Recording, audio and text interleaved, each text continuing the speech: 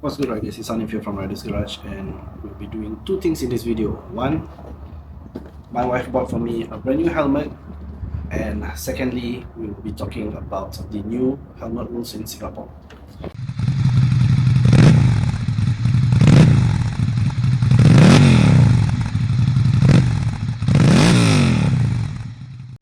So firstly, thank you to my wife for purchasing this helmet for me.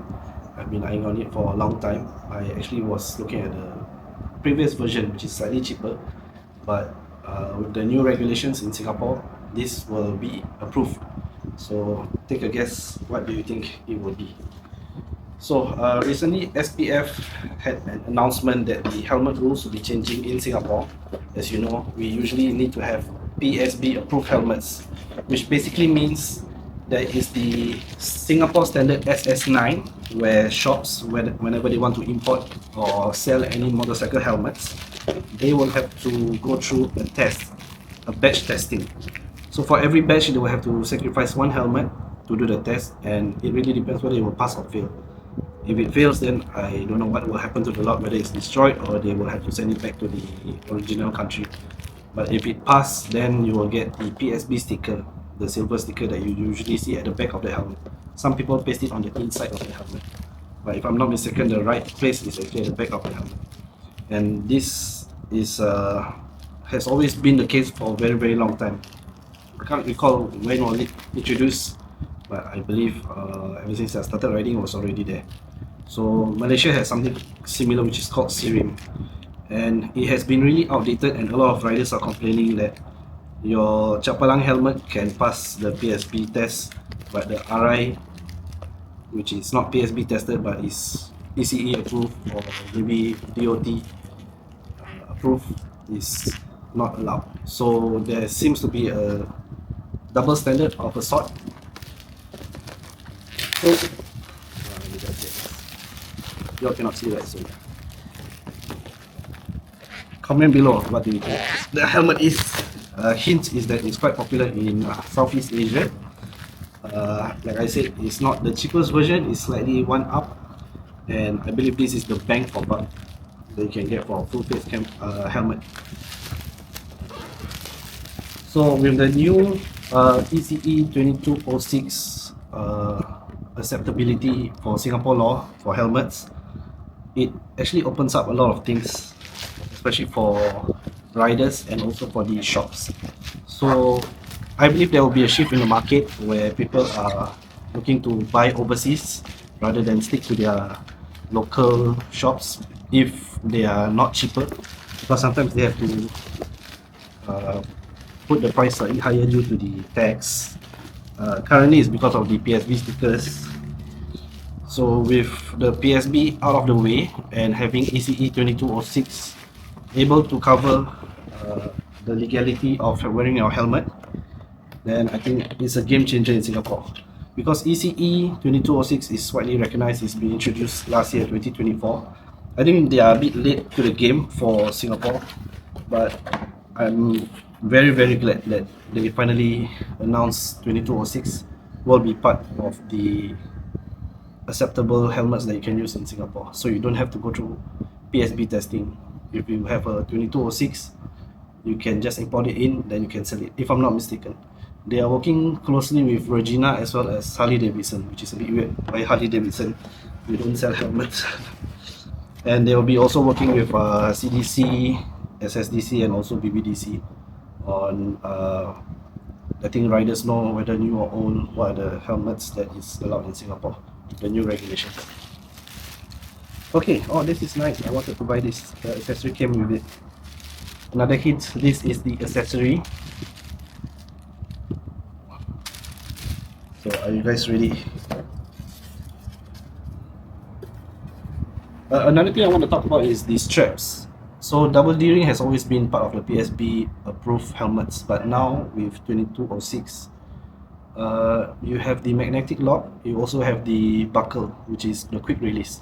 So I think it really helps for delivery riders, where rather than buckling up the double D-ring, which I believe is still the safest because FIM still requires you to have double D-ring, it's good enough for road use, like if you're not like racing You're not supposed to race on the roads anyway, right? Yeah, so FIM is a different one that is more for racing testing helmets, but for road use we still have DOT, ECE, and we now will have surpassed the SS9, which is the Singapore Standard 9 for PSB approved helmets. So without further ado, this is my brand new helmet. I hope you guessed it right. So this is the bang for buck that you can get for full face, and it's not the TT cost. That is the lowest version of what you can get for full face for KYT, but that is not 2206 approved, 2205. So the difference is that 2206, is it 2206? Wait, let me check.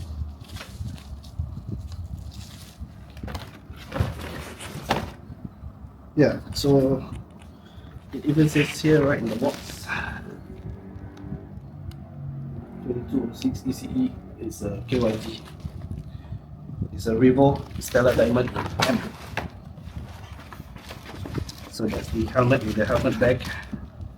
Got the spoiler that I showed just now, and some stickers in the user manual.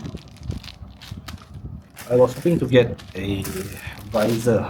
It's a tinted visor, but I guess not. So with 2206, the difference, like I said, was the rotational impact, which is added on, and also for low speed, if I'm not mistaken. So it's basically an upgrade from 2205. So it's 2205 below for TT cost and 2206 for Revo, which is this. And they did some updates to the Revo as well. One difference is the visor. If you are looking to buy aftermarket visor, I was told by the shop that you can actually buy a TT cost helmet visor and then exchange it. The difference will be this front pin lock, similar to the HJC Alpha 11 that I was using previously. So I've been using that helmet for very long. I even own 3 or 2 helmets, yeah, of that. So I'm gonna retire that helmet and I'm gonna use this instead. So this has the lock at the front, but for the TT cost doesn't. And they said it's interchangeable, although you will not get the lock for the TT cost because it's just a flat profile without this thing, this lock. This is white. Looks like grey though. Or is it the lighting?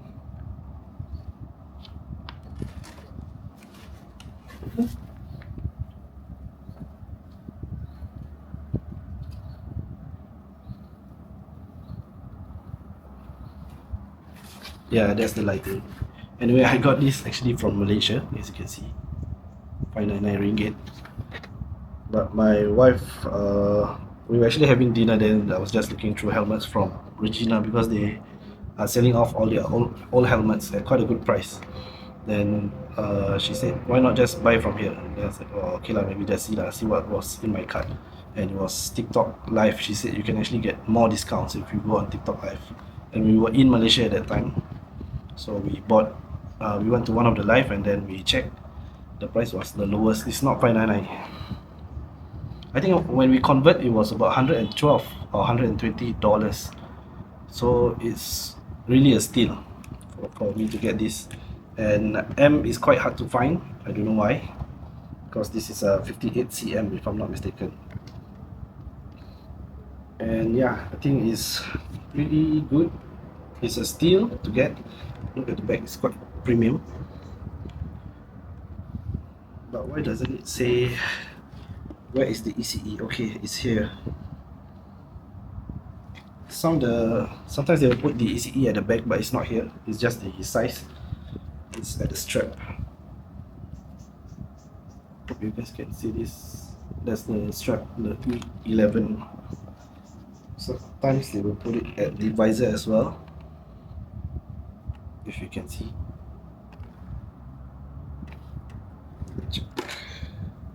Yep, E11 as well.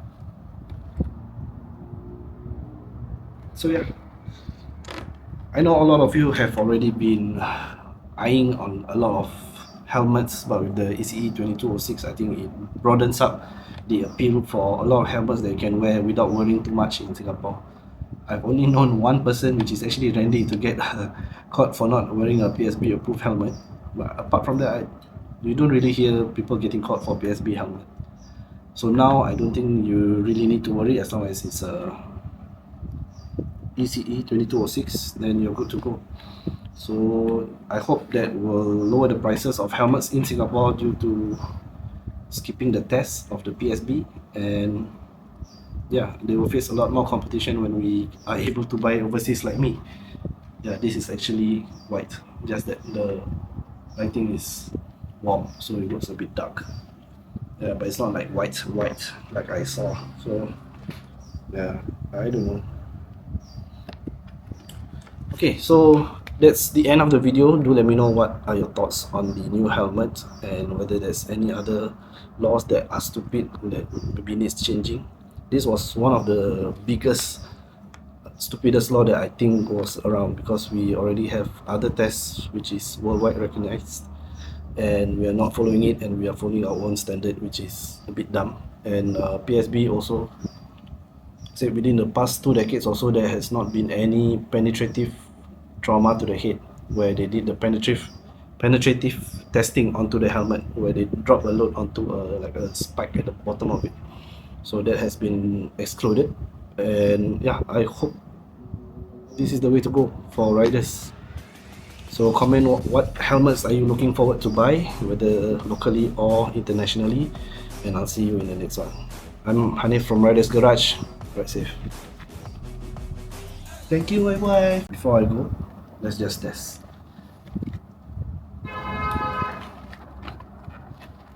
Oh, it's very snug. Yeah, but it's okay for the circumference. Still able to put one finger in.